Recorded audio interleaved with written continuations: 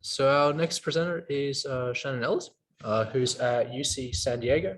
I'm reliably informed that it's about 70 degrees Fahrenheit. My Fahrenheit to Celsius is a little off, but I know that that is much warmer than it is here at Toronto, so we're all very jealous of her. Shannon's going to talk about structuring and managing group projects in large enrollment undergraduate data science courses, another topic that is very close to my heart, having 180 undergraduates this term. So hoping to pick up some tips from Shannon. Thank you very much. Perfect. Thanks so much for having me. This session has been great. I haven't been able to attend yesterday's, caught some of this morning, and I'm really excited to be able to catch more later today and tomorrow. We're in week 8 of our 10-week quarter. So I'm really excited that I get to talk to y'all about what we've been doing at UC San Diego to give undergraduate students a meaningful data science project experience and lessons we've learned along the way. The idea being, hopefully, if you are an educator and choose to go down this path, you don't make some of the mistakes we made along the way. So just to give you a sense, the idea today is I'll introduce the course and then highlight the project that I'm going to focus on.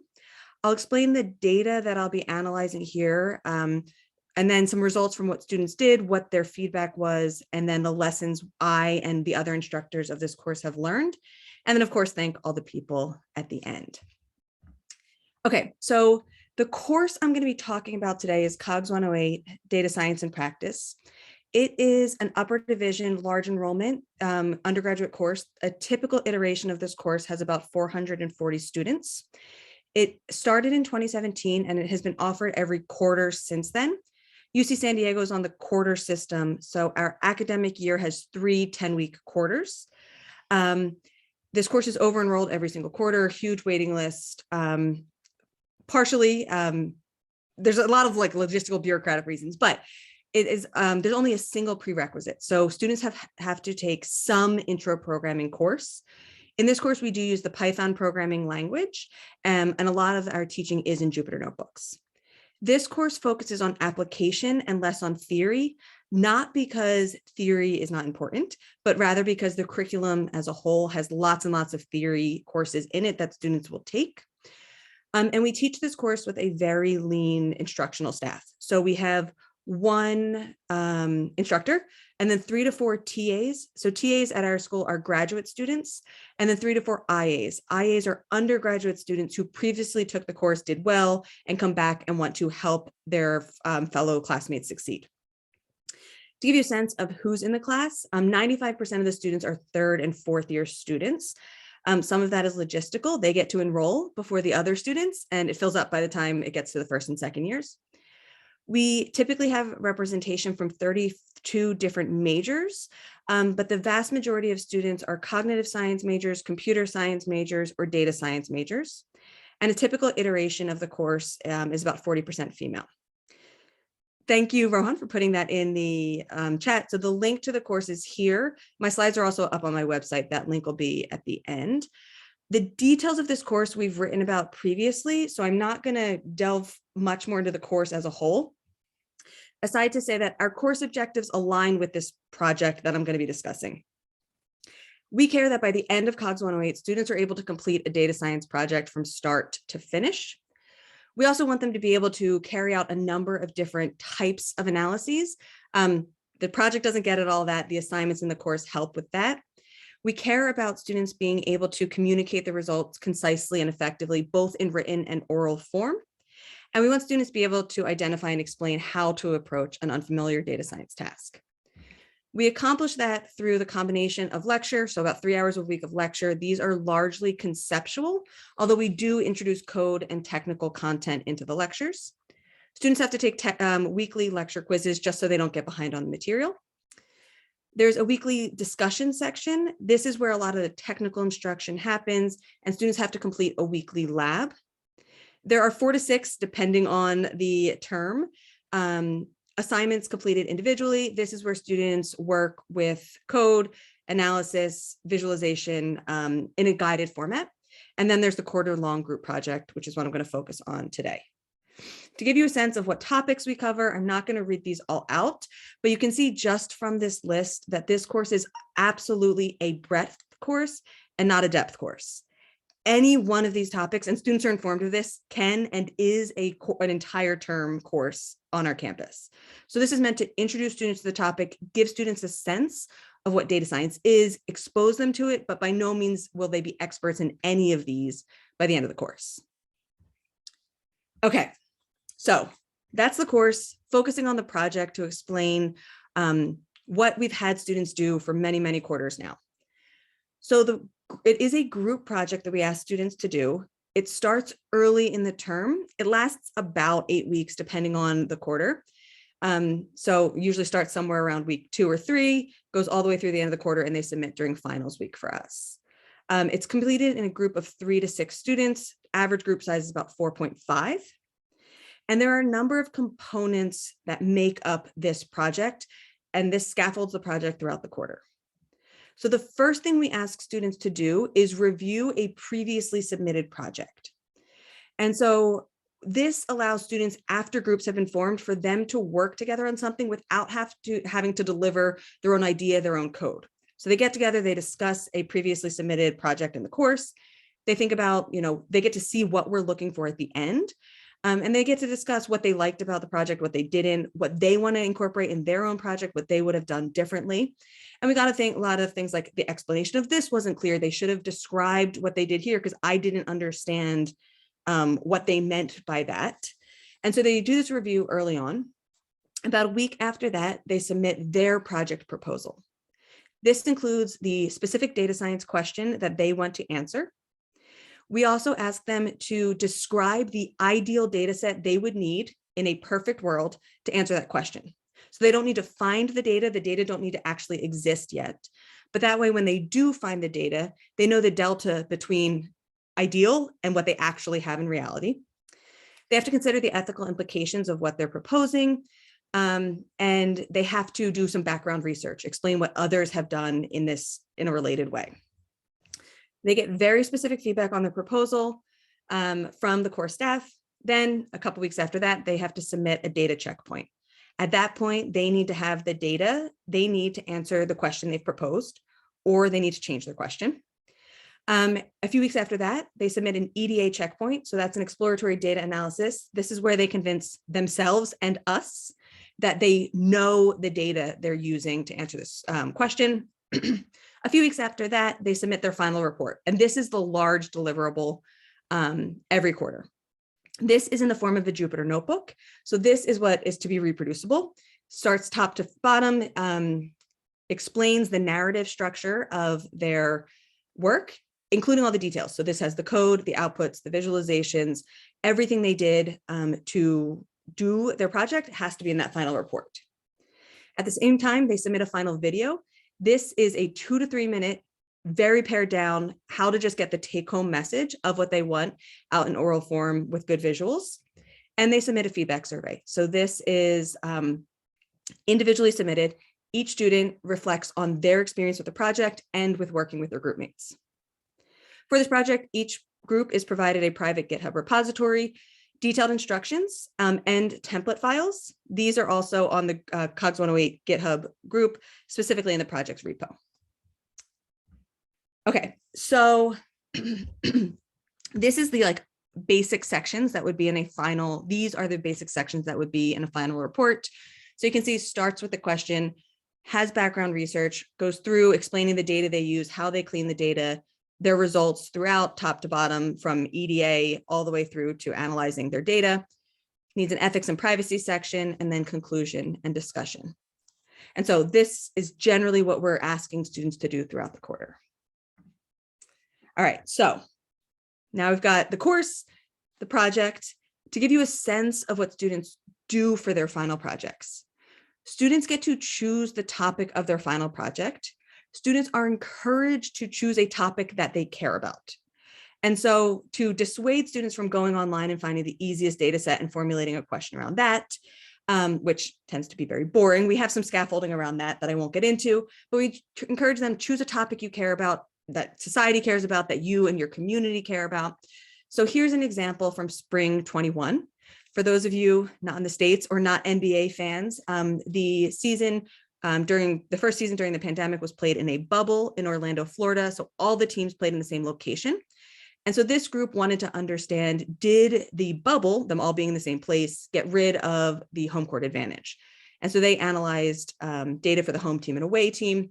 Not going to go into it, but these are the types of things students do for their final project. Similarly, students care about their grades and how they're doing. And students had this feeling that classes were harder while they were online. And so they wanted to see if the grades students were receiving reflected what students were sensing while we were learning, are still somewhat learning remotely. And at UC San Diego, students have access to evaluation data. And so what they did was look at pre-COVID and during COVID. And they actually saw that grades at UC San Diego were much higher during COVID, despite their experience feeling that they're struggling a lot. And of course, there's lots of reasons around that, which they described in their report. Okay, so that's just two of the topics. I'll get into more of the topics students tend to study in just a second. So that's the project. The data I'll be describing here and the analysis we did come from kind of three sources.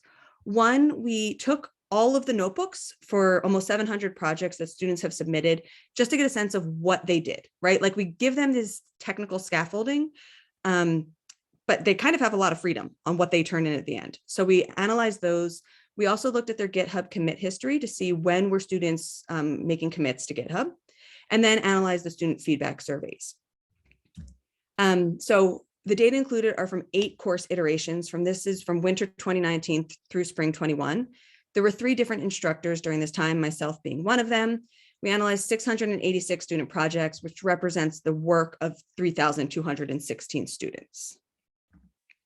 And so what do they do? So what do we find? So here are just like summary metrics. On the right, each of these histograms shows a different metric of the notebook. So top left, you can see number of cells is what we're displaying. And we can say across these 686 notebooks, we can see the distribution of how many cells students had. So we're looking at number of cells, number of lines of code, number of words of text, number of packages and modules imported, and then number of links, where links would be URLs. Typically, this would be citations in their background section, or the data links to the data sets they've used. And you can see across the board, we see a similar right skewed pattern where there are a handful of notebooks that have way more cells or way more code or way more text than the typical notebook.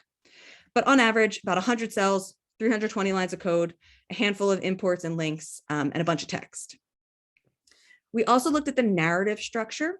And so what we're looking at here on the x-axis, I know it's a little small, but on the x-axis is the location in the notebook. So at the left would be the first cell in the notebook. At the right would be the end of the notebook. And the y-axis is the probability of the cell being markdown, which would be purple, that would be text, or code, which would be red. So it makes sense. At the beginning of the notebook, everybody starts with a text cell. They're introducing their project. By about 20% in through about 80% of their notebook, we can see this back and forth between markdown and cells. So there's typically, some code and then some text explaining it back and forth. And then by the end, where they're writing their discussion and conclusion, we see typically everybody's finishing off with markdown. Building on this, the last thing I wanted to show on just like the general, what do students do? Here's a plot of the projects and the imports used in the project. So the 20 most common imports are on the x-axis. The number displayed is the percentage of projects that imported that package. So for those of you familiar with the Python data science stack, wouldn't be surprised to find that almost everybody imports pandas, matplotlib, and numpy. The next 5 or so have to do with data visualization and data analysis. So these all make sense. And then a handful of managing files or interacting with Python makes sense. So none of this was surprising to us. Most of these packages are what we teach in the course. So it makes sense that students have seen these in assignments and then are choosing to use them in their final project. What inspired us initially was I was curious relative to like the typical notebook on GitHub, what do our students do? So Adam Rule in 2018 presented a paper at Chi, and one of his main takeaways was that like there's a lot of cell, but there's not a lot of narrative structure when you analyze all of the publicly available Jupyter notebooks on GitHub.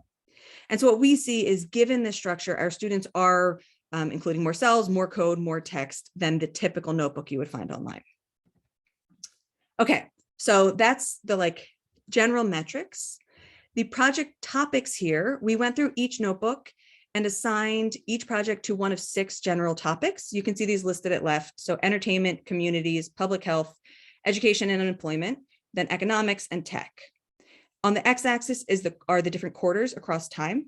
So you can see entertainment projects were quite popular and remain popular, but dropped off a little bit starting in spring 20. Entertainment, communities, and public health are always in the top 3 of what students choose to study, with the other 3 being slightly less popular. We also analyze subtopics. So within each main topic, you can see a handful of like the specific topics students choose to study. So for in education and employment, students are often care about academic performance, admissions, careers, higher ed, income, race, and gender, rankings, and resources. All things that undergraduate students often care about. So it makes sense that they're choosing these subtopics. I'm not going to display all the data for those, but most subtopics remain relatively constant across quarters, but we do see peaks that reflect what's going on in the world. So at the bottom left here, I'm just pulling out the politics one. So x-axis is the quarters again, and then y-axis is the percent of projects that fit that subtopic. So you can see in fall 20, we saw this peak at about 15% of projects had to do with politics, which aligns with the US presidential election at the time. Similarly, when we look at COVID related projects, of course, we had none when this project started. We saw a spike starting in spring 20 with 22% of the projects really focusing on COVID-19. Dipped off a little bit in subsequent quarters, but still remained relatively a popular topic for students to study each quarter. So with this together suggests that our guidance to choose things they care about is often heeded, that they do something they care about, something that's going on in the world at the time. Although of course there are, and I can tell, projects that just pick the easiest data set, even though we try to dissuade them from that. When we look at commit history here, what you're looking at here is a single quarter. So this is winter 21. The x-axis starts with the first day of the quarter and goes to the last day of the quarter. The y-axis is the number of commits on a given day. And I've just highlighted that you see big spikes when things are due. This likely isn't surprising. This suggests that student effort is either focused around project deadlines and/or students are only pushing their changes to GitHub for deadlines, which is why I'm particularly excited for Maria's talk next. We're going to see that this is a common theme that I think both of these are going on from my discussions with students. They're not interacting with GitHub the way we are hoping they would and version control throughout the quarter and just kind of using it when they need to. And we see the same pattern reflected from quarter to quarter, such that some quarters we didn't have the data and EDA checkpoints, and we just saw a big peak for proposal and then a big peak for final report, which is why I implemented the data checkpoints. I was also getting lots of panicked messages at the end of the quarter where essentially students tried to do this project in a week because they hadn't done it all quarter because we didn't have these checkpoints.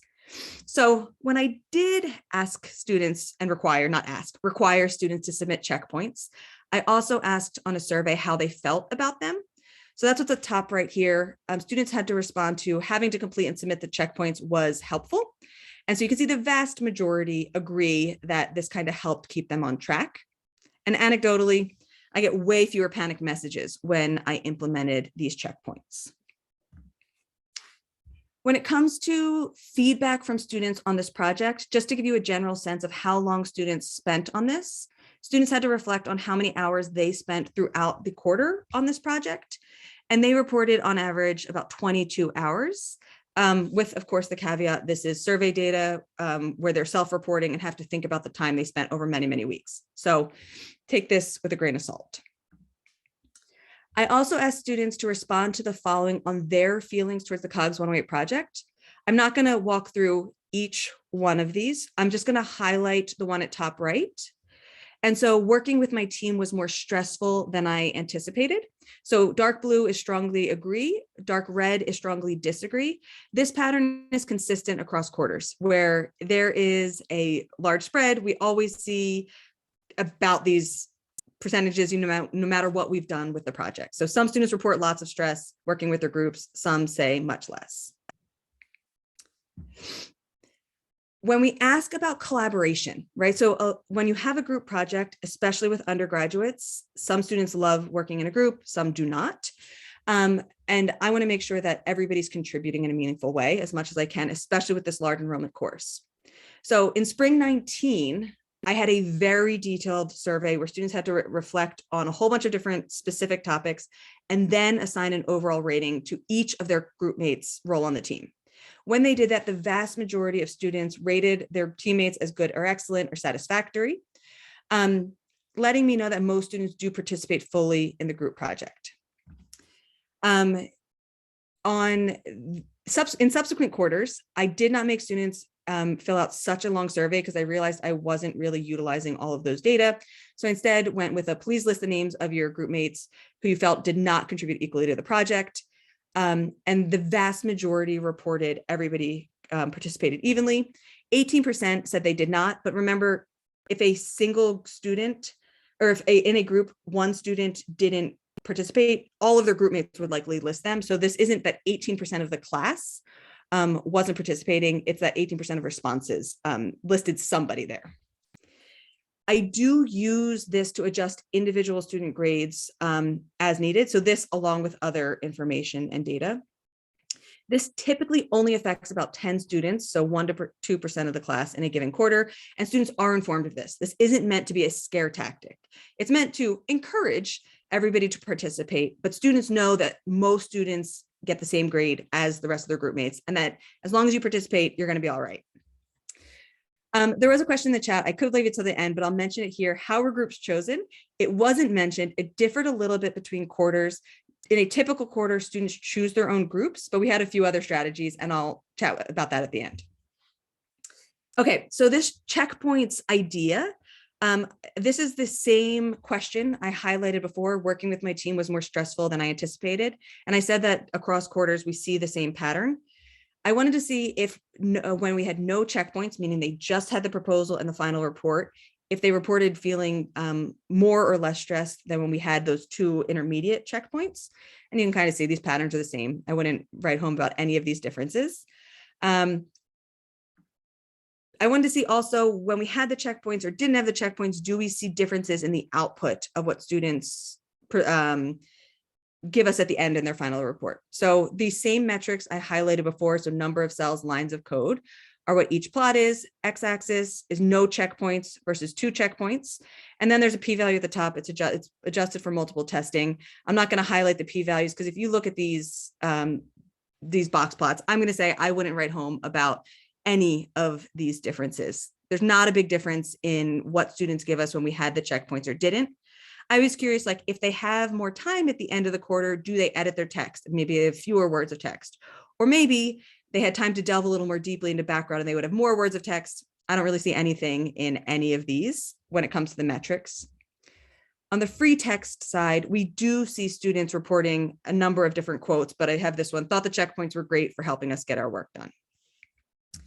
Okay, not going to read you each of these, but in the free text portion of the survey, on the left-hand side, we have lots of positive things. Students often reflect positively, bit of fun. We're able to draw some relatively interesting conclusions, liked selecting their own topic, felt like they learned a lot along the way, liked being able to choose their own group.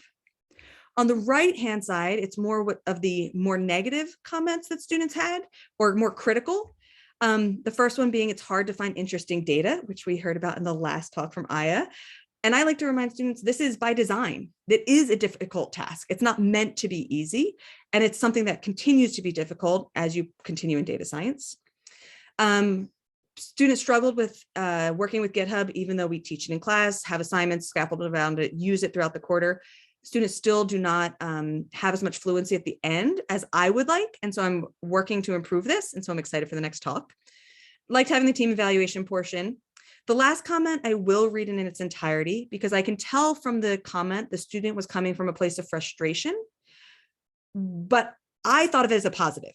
So the student said, although I enjoyed and learned a lot from completing the assignments, I felt that the final project was beyond the scope of my capabilities. I don't think it would have been possible for me, and I imagine many others who aren't as experienced in data science or statistics, to have performed confidently well in the final project without the help of others. And in my mind, that's precisely why This is a group project. I don't want students to be able to do this all on their own. I want them to use all of their experience together and help one another to come up with their final project, but I can see where the student's coming from. With that, I'll highlight the lessons that I learned throughout, kind of summarizing what I've talked about today. First, providing structure and more structure in the form of templates so that students know what we're looking for in terms of checkpoints, and in terms of clear instructions has really improved the experience for both myself and the students. Consider the technical stack carefully. Despite GitHub being something that students struggle with, I'm not going to remove it because it aligns with the course objectives that I've set out, but I'm going to try to teach it better. And we try to keep the rest of the technical stack somewhat at the student's comfort level. Try to motivate students' interests, encourage them to do something they care about. Providing specific feedback on the proposals and the checkpoints is critical. Students incorporate that into their final report, leading to much improved final reports.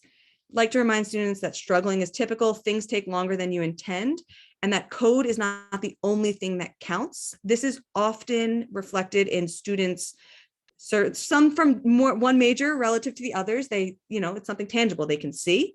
I like to remind students that coming up with a question is a skill, and a good question is something that takes time, and it's not reflected in how many words are on the paper. Doing background research, summarizing reports, writing things clearly, effectively communicating. And so we like to make sure we incentivize that and remind students of that. You can, as an instructor, trust that most will participate. I would encourage you to have scaffolding around that to deal with it.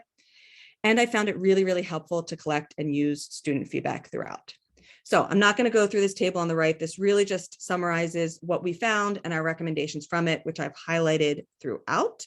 And we recently submitted this, so hopefully it'll be published in the semi-near future so that others can hopefully learn from our mistakes and the things we've learned along the way.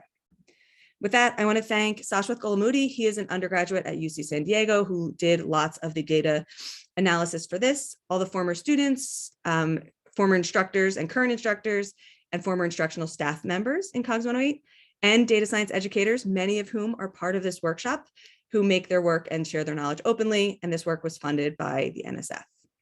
All right, with that, I will stop for questions. I'm not sure, I may have gone a little over on time, but we'll see where I'm at. Shannon, thank you so much. That was just remarkable. I have about 1 million questions, but I might just, does anyone else have any other questions? Just raise your hand and I'll call on you. While hands are raised, I'm going to more fully answer Chelsea's question because I have lots of thoughts on group selection.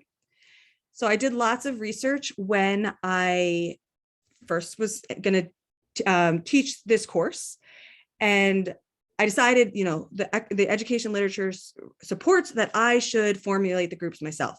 So I did that the first quarter, and I actually taught 2 sections that quarter. I had 850 students, and I had this really in-depth survey where I tried to formulate groups somewhat programmatically, considering students' interests, having varied backgrounds, without trying to single out anybody on gender or ethnicity bounds. It was a nightmare. It took me an entire weekend.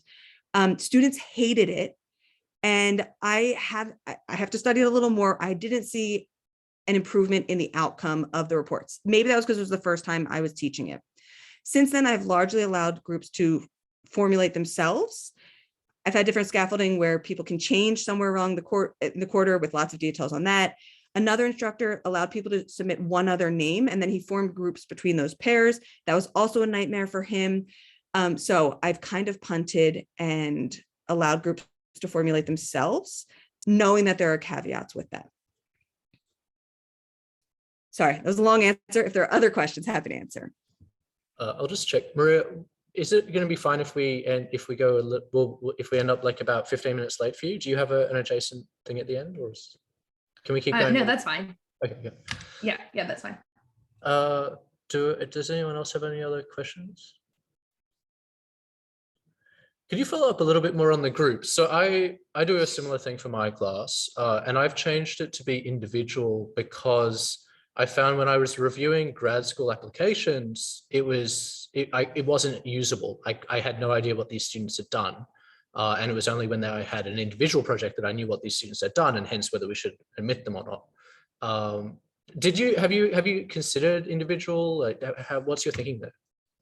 Yeah, so I have considered it. It's given the staff we have, I think it's somewhat intractable with 440 students to have an individual project. That said, when we started learning remotely, I didn't think it was fair in this course to require students to do group work when we had people all over the world in different time zones.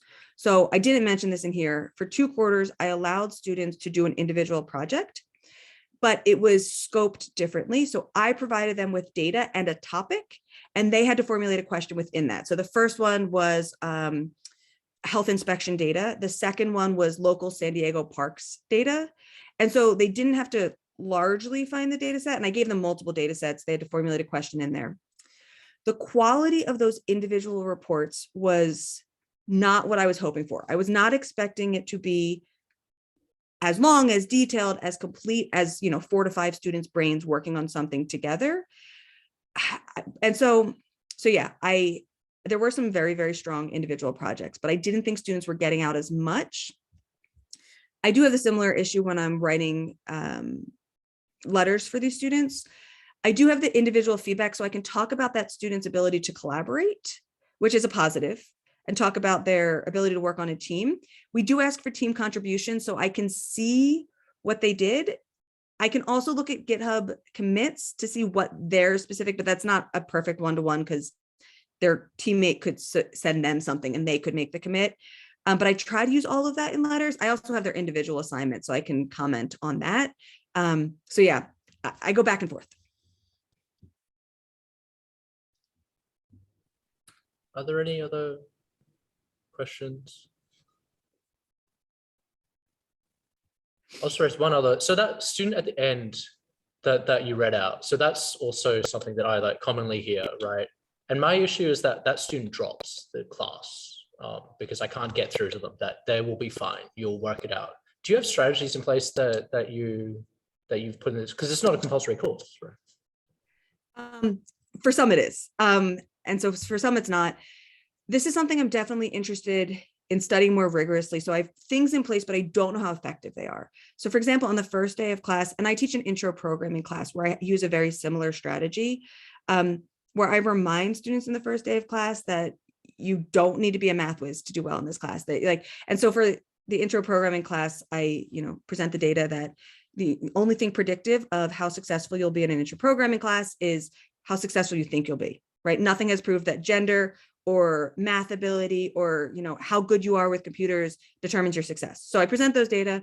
I also present at the beginning how people have done before. So I've had plenty of students who have come in nervous because they only took this one programming class and they didn't. And yes, you have to work harder. There's 2 assignments in the beginning that are helpful as a gauge for how they'll do throughout. And I tell them, if you struggle on those, you're going to need to dedicate more time, but we're here to help. We have these are the possible avenues.